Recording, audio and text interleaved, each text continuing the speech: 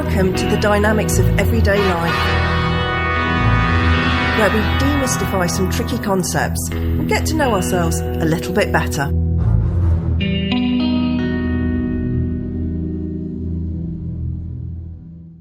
Welcome back to the show, everyone. Episode 101, which has made me stop and think just as much as episode 100 did. I did, briefly, consider referencing the Depeche Mode album 101, which would have delighted a very specific subset of my Gen X listeners, but I suspect that's a bit left field, even for me. So instead, we're going somewhere darker. The concept of Room 101. Not the TV programme that started in the 90s, but one of the scariest parts of the novel 1984. Here, you're taken to face the thing that you most fear.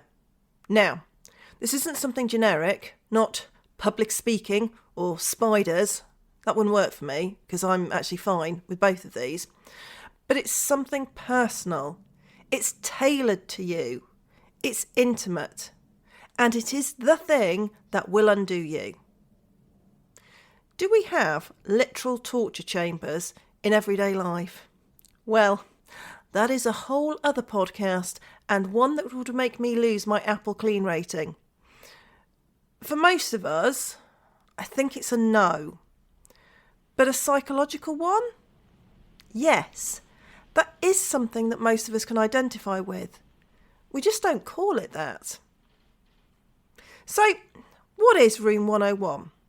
Well, it's not drama. It's not the big, obvious crisis that stops us in our tracks. It's far more ordinary than that. It's the conversation that you just don't quite finish. Ever. It's the pattern that you insist it's just a phase. It's the resentment that you relabel as tiredness. It's the relationship that's fine. Good grief, I loathe that word.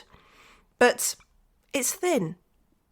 It's the body symptom that you minimise.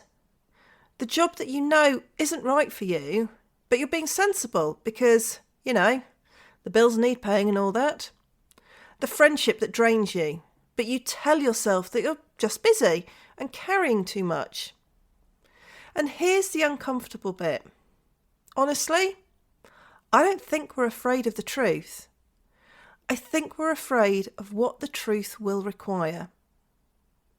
Because it's rarely the thing that we mention. They didn't want to spend time with me. I felt lonely. This keeps happening. My body reacted. Instead, it's what does that mean? If this is true, well, what then? If I see it properly, I might have to act. Room 101, it's not about information. It's about implication. It's about consequence. Now, we like to stay ambiguous in these moments because ambiguity is strangely protective.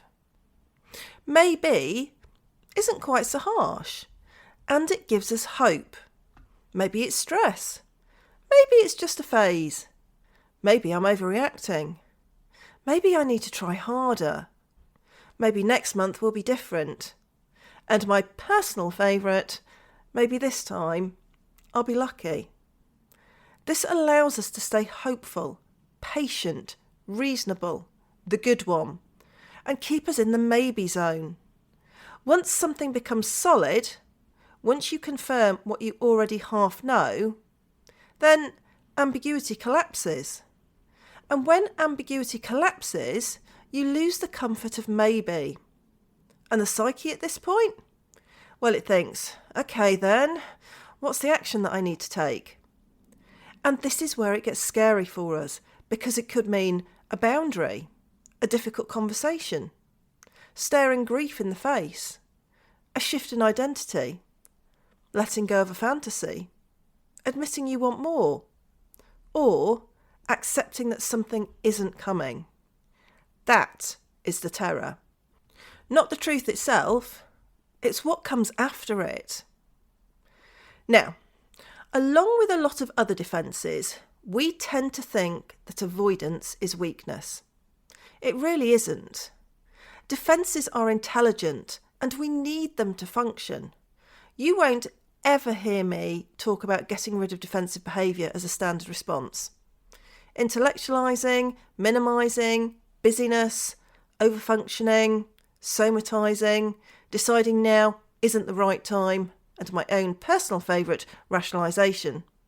They aren't moral failures. They're pacing mechanisms. The psyche often doesn't reveal something fully until it believes that you can survive knowing it. Remember, your brain's primary job is survival. Not happiness, not fulfilment, survival. So sometimes, not yet, it's wisdom. But, and this bit matters, there's a difference between not yet and never. The tension in between those, well, that's where growth lives. You don't drag yourself into room 101 because you're clever enough to analyse it. Intellectual clarity does not equal readiness. You can understand something and still not be ready to reorganise your life around it. As I'm very fond of saying, it's one thing to know something rationally, it's something else entirely to know it emotionally. But this isn't cowardice, it's pacing. So, what do? Well, the one thing we don't do is that we don't move neatly towards truth. We oscillate between knowing and not knowing, between minimising and hyperanalyzing, between clarity and confusion. We can feel it in our bodies 1 minute and change the subject the next. We can push it out of our mind, deciding that we're being dramatic, and then we return to it at 3 a.m. That oscillation, it's not stupidity, even though we might be incredibly frustrated with ourselves in the moment. It's the psyche buying time. It's a bit like an elegant dance, flowing one way and then the other, even though, at times, you might feel a little bit like Anne Widdecombe being dragged around the dance floor by Anton Dubek. This week, consider what might be lurking inside your own room 101. I'm not going to force you to go into there. Just recognise that there might be something waiting for you to give it your attention. Maybe now, maybe later. Or maybe it's about knowing that now is not the time, and that's okay. Room 101 was dreaded for a reason. Do I think that Room 101 is where we face our worst fears? No, I don't think that it is. I think it's where we face the truth that will force us to change. And you don't have to force yourself into the room. Psychodynamic work is not about ripping the door open and floodlighting everything, no matter what you might think. It's about noticing the door. It's about noticing how quickly you change the subject when you get close. And it's about noticing what happens in your body when you reach for the handle.